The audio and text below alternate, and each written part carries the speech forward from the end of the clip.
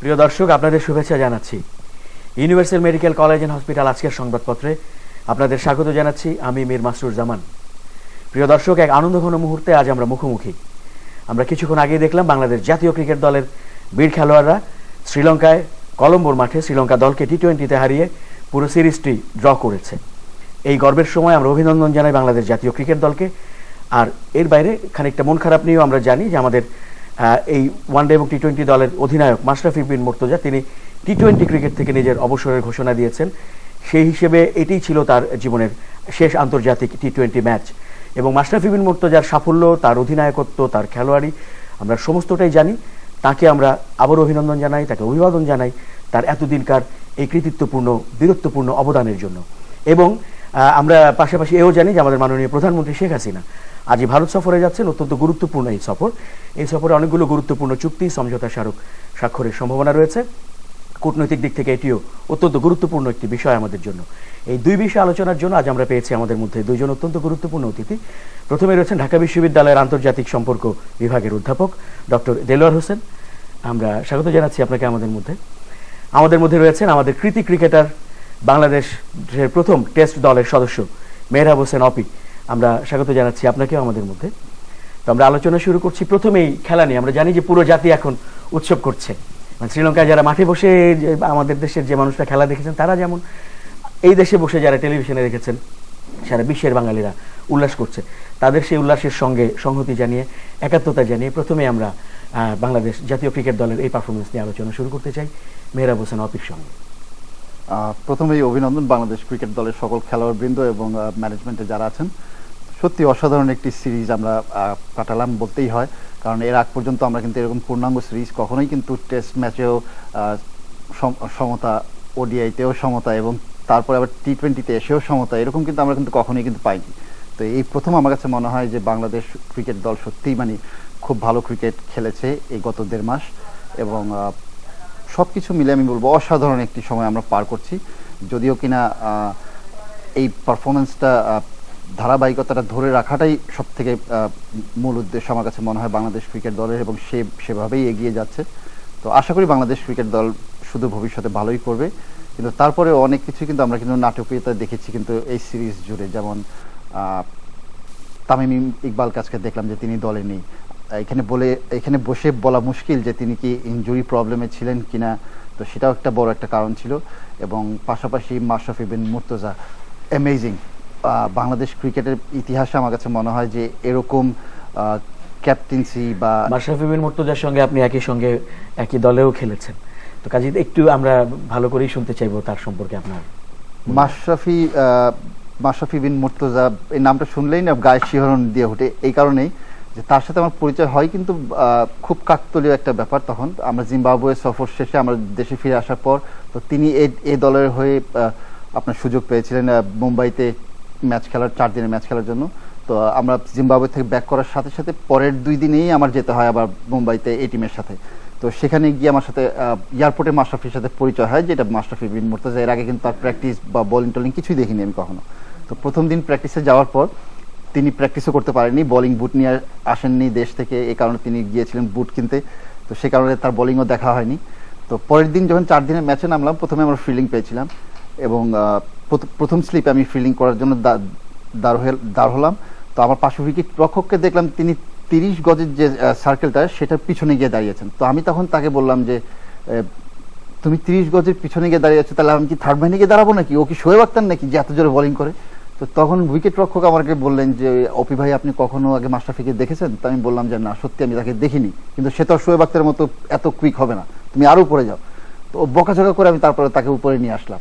প্রথম 3টে বল যখন ডেলিভারি করলেন এবং উইকেট রক্ষক লাভ দিয়ে অনেকটাই তালুবন্দি করলেন, আমি তৃতীয় বলটি হওয়ার সাথে সাথে আমি কাভারে দাঁড়িয়ে থাকা ক্যাপ্টেন ছিলেন আমাদের খালেদ মাহমুদ সুজন, সে সময়কার এই দলের ক্যাপ্টেন। তো আমি তার কাছে দৌড়ে গেলাম, দৌড়ে গিয়ে তাকে জিজ্ঞেস করলাম যে সুজন ভাই, এই প্লেয়ারটা এতদিন কোথায় ছিল? তো তখন তিনি আমাকে বললেন যে সে আরও কি করতে পারে, তুই খালি দাঁড়িয়ে দাঁড়িয়ে দেখ। অ্যামেজিং সত্যি। মানে মাশরাফি বিন মুর্তজা সম্বন্ধে যদি মানে শুরু করি, আমার কাছে মনে হয় যে সারা রাত হয়তো পার করে দিতে পারবো বলে। মানে তার এত কিছু পজিটিভ ছিল আমার কাছে মনে হয়। আর শেষ দিকে এসে আমার কাছে মনে হয় তিনি দলকে যেভাবে আগলে রেখেছিলেন অসাধারণ। আমার কাছে মনে হয় যে খুব বাংলাদেশ ক্রিকেট দলের যারা গৌরবময় ক্যাপ্টেন ছিলেন, যারা সবাই কিছু না কিছু কন্ট্রিবিউশন তো অবশ্যই ছিল, কিন্তু মাশরাফিটা এই কারণে আমি বলবো একটু বেশি ছিল, বিকজ তিনি যে সময় বাংলাদেশ দলের হালটা ধরেছেন তখন কিন্তু বাংলাদেশ ক্রিকেট দলের হালটা খুব একেবারে নড়বড়ে ছিল। আমরা মানে না উঠতে পারছিলাম না, একেবারে পড়েও যাচ্ছিলাম, এরকম একটা কিন্তু অবস্থায় ছিলাম। সে জায়গা থেকে দলকে একত্রিত করে আপনার পারফরমেন্স প্লেয়ারদের কাছ থেকে বের করে আনা মাঠে, ইট ওয়াজ অ্যামেজিং। আমি সত্যি অসাধারণ ছিল সেই। এবং আমরা জানি মাশরাফি দি ক্যাপ্টেন, এবং মাশরাফিকে কামব্যাক কিংও বলা হয়। আপনি যেমন বলছিলেন যে এমন একটা সময় হাল ধরেছেন দলকে ফিরিয়ে আনার জন্য, এবং ব্যক্তিগতভাবে নিজের অনেক ইনজুরি নিয়ে, এত ইনজুরি নিয়ে আর কোনো খেলোয়াড় এইভাবে এতদিন ধরে পেস বোলিং করে গিয়েছেন কিনা, অধিনায়কত্ব দিয়ে গেছেন কিনা, এটিও একটি বিস্ময়। অবশ্যই আমার কাছে মনে হয় না দ্বিতীয় কোনো খেলোয়াড় ইন্টারন্যাশনাল ক্রিকেট এরিনাতে কেউ আছে যে 7টি অপারেশন নেওয়ার পরেও তিনি ইন্টারন্যাশনাল ক্রিকেট কন্টিনিউ করে গেছেন, এরকম প্লেয়ার কিন্তু আমার কাছে মনে হয় না খুব একটা বেশি খুঁজে পাবেন। মাশরাফির ক্ষেত্রে আমি বলবো ইজ মিরাকেল, একেবারে সত্যি মিরাকেল। এবং তিনি মনের জোর বলেন, কামব্যাক করার জন্য তিনি যতটুকু কষ্ট করেছেন, যারা কিনা আপনার তার সেই সময়টা দেখেছেন কাছ থেকে, আমার কাছে মনে হয় অসাধারণ। তিনি কষ্ট তো করেছেনই, এবং সেই কষ্টের ফলও কিন্তু পরবর্তী সময় কিন্তু তিনি পেয়েছেন। আমার কাছে মনে হয় সবকিছু বিস্ময়কর বালক আমি অবশ্যই বলবো এই ক্ষেত্রে, যে এতগুলো অপারেশনের পর আসলেও কন্টিনিউ করাটা ক্রিকেটে অ্যামেজিং। তো আমরা আবারও আসবো। আমরা জানি যে আজকের ম্যাচটি নিয়েও আরো কথা বলার আছে। সাকিবের পারফরমেন্স, মুস্তাফিজের বোলিং, সামগ্রিক পারফরমেন্স, ফিল্ডিং, সবকিছু মিলে হয়তো আবার আমরা কথা বলবো। আমরা এবার একটু অধ্যাপক দেলোয়ার হোসেন আপনার কাছে আসছি। মাননীয় প্রধানমন্ত্রী শেখ হাসিনা আজই যাচ্ছেন ভারতে, এবং আমরা জানি যে কতটা গুরুত্বপূর্ণ এবং কতটা আগের থেকেই আলোচিত এই সফর। ধন্যবাদ। আমিও বাংলাদেশ জাতীয় ক্রিকেট দলকে অভিনন্দন জানাই এই অসাধারণ একটি জয়। যদিও টি-20 অত্যন্ত উত্তেজনাকর একটি খেলা, এবং শুধু টি-20 নয়, সামগ্রিকভাবে এই সিরিজে আমার এই প্রথমবার বাংলাদেশ একটি পূর্ণাঙ্গ সিরিজ, যেখানে টেস্ট, ওয়ানডে এবং টি-20তে সমতা মাধ্যমে এবং জয় পিছিয়ে থেকে, মানে বিশেষ করে টেস্টে আমরা দেখেছি বা টি-20তে, এবং সেই জয়ের নায়ক যে আপনার মাশরাফি মুর্তজা, যিনি দুর্দান্ত অধিনায়কত্ব করছেন এবং নেতৃত্ব দিয়েছেন, তাকে অভিনন্দন জানাই। তো যে বিষয়টি আপনি বলছেন যে বাংলাদেশ ভারত সম্পর্ক এবং আমাদের প্রধানমন্ত্রী ভারত সফর, আজকেই প্রধানমন্ত্রী যাবেন এবং এটি নিয়ে ব্যাপক আলোচনা হচ্ছে, বিশ্লেষণ হচ্ছে। তো বাংলাদেশ ভারত সম্পর্ক বর্তমানে একটা খুবই গতিশীল অবস্থায় আছে এবং একটা শক্তিশালী অবস্থায় আছে, এবং এটি 2008-এর আগে বা ওই সময়ে অত্যন্ত বিপর্যস্ত অবস্থায় ছিল। সেখান থেকে এই সম্পর্কটি এখন একটা, আমরা এটাকে বলছি যে এক ধরনের কৌশলগত অংশীদারিত্ব, এবং সেই অংশীদারিত্বের জায়গাটাতেও আপনার একটা বড় পরিবর্তন দেখছি। বিশেষ করে গত বছর আপনার চীনের রাষ্ট্রপতি বাংলাদেশ সফরের পরে চীনের সঙ্গে আমাদের সম্পর্কের একটা নতুন মাত্রা যুক্ত হয়েছে, এবং এর ফলে ভারতের সঙ্গে আমাদের সম্পর্কেরও একটি নতুন মাত্রা আসছে। কারণ অতীতে এই সম্পর্কটা অনেকটা বাংলাদেশ ভারতের নিজেদের যে স্বার্থগুলো আছে বা নিজেদের যে বিষয়গুলো আছে এর দ্বারা নির্ধারিত হয়েছে। এখন আমরা দেখছি যে এই সম্পর্কটার পেছনে আরেকটি ফ্যাক্টর খুব বড় আকারে কাজ করছে, এটি হচ্ছে চায়না ফ্যাক্টর। ফলে এরকম একটি নতুন প্রেক্ষিতে কিন্তু আমাদের প্রধানমন্ত্রী যাচ্ছেন, এবং যে কারণে আমরা দেখছি যে একটি নতুন বিষয় বাংলাদেশ ভারত সম্পর্কের মধ্যে যুক্ত হয়ে, সেটি হচ্ছে প্রতিরক্ষা সহযোগিতার বিষয়। এটি যদিও এক ধরনের সহযোগিতা ছিল এবং আছে, কিন্তু এই ধরনের সহযোগিতাকে একটা চুক্তির আওতায় অথবা একটি এমওইউর মধ্যে নিয়ে আসার বিষয়টি অতীতে ছিল না। তো এখন আমরা দেখছি যে দু দেশের মধ্যে সম্পর্কটা অর্থনৈতিক কিংবা কূটনৈতিক এইসবের পাশাপাশি আপনার এখন সামরিক দিক থেকে আমরা একটা সহযোগিতার একটা কাঠামো তৈরি করতে যাচ্ছি। আর এটি নিয়ে অনেক আলোচনা হচ্ছে। হয়তো এই বিষয়ে আমি কথা বলতে পারি যে ভারতের সঙ্গে আমাদের যেই জায়গাটাতে আমরা মানে আমাদের যে একটা বড় স্বার্থের জায়গা, সেটি হচ্ছে যে মানে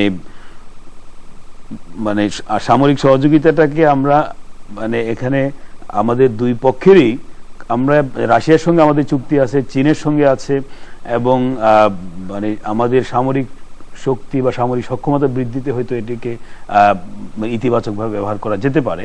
কিন্তু যে বিষয়টা নিয়ে আরেকটি বিষয় যেটা আপনি বলছিলেন, তিস্তার চুক্তির ব্যাপারটা, এটি একটা খুব অদ্ভুত অবস্থায় আছে। কারণ এটা একটা মানে এক্ষেত্রে আমরা পুরোপুরি হতাশ হতে পারছি না, আবার খুব আশাবাদী হতে পারছি না। কারণ এই প্রথমবার আমরা দেখছি যে একটি চুক্তির ব্যাপারে ভারতের কেন্দ্রীয় সরকার আগ্রহ প্রকাশ করছে বারবারে। 2011 সালেই তিস্তা চুক্তির একটি খসড়া তৈরি হয়ে আছে। 2011 সালে সেটি মনমোহন সিং যখন প্রধানমন্ত্রী ছিল ভারতের, তখন এটি স্বাক্ষরিত হওয়ার কথা, সেটি এখনো হচ্ছে না। সেই ক্ষেত্রে কেন্দ্রীয় সরকার করতে চাচ্ছে, কিন্তু রাজ্য সরকার পশ্চিমবঙ্গের মমতা ব্যানার্জি, যিনি এই চুক্তির এখনো এই চুক্তির পক্ষে নয় বা ওই চুক্তির ব্যাপারে উনি সম্মতি দিচ্ছেন না, এবং ওনার এই রাজ্যের যে রাজনীতি বা ভোট ব্যাংক অথবা রাজ্যের যে স্বার্থ, এই বিষয়গুলো এখন উনি বিবেচনা করছেন। তবে যেটা আশাব্যঞ্জক হচ্ছে যে প্রধানমন্ত্রী এই সফরের যেটি আমরা অনেকেই মানে আশা করিনি, বা যে বিষয়টা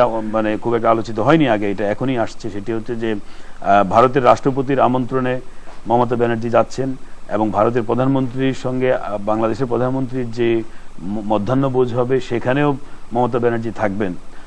ফলে দুটো সম্ভাবনা এখানে তৈরি হচ্ছে। একটি হচ্ছে যে তাৎক্ষণিকভাবে তিস্তা চুক্তির ব্যাপারে মমতা ব্যানার্জি হয়তো বা কোনো সম্মতি দিলে নাটকীয়ভাবে তিস্তা চুক্তি হতে পারে, অথবা মমতা ব্যানার্জি দিল্লিতে যাওয়ার ফলে তার সঙ্গে আরেক দফা, যেটি খুব জরুরি, যে তার সঙ্গে এই তিস্তা চুক্তি নিয়ে আরো আলোচনা করে হয়তোবা একটা টাইম লাইন সেট করা হতে পারে যে হ্যাঁ, আগামী 2 মাস অথবা 6 মাসের মধ্যে তিস্তা চুক্তি হবে। অর্থাৎ তিস্তা চুক্তির ব্যাপারে নাটকীয়ভাবে যে ভারতে যে বাংলাদেশের হাই কমিশনার মোয়াজ্জেম আলী, উনি কিন্তু বলছেন যে একটা নাটকীয় ঘোষণা আসতে পারে।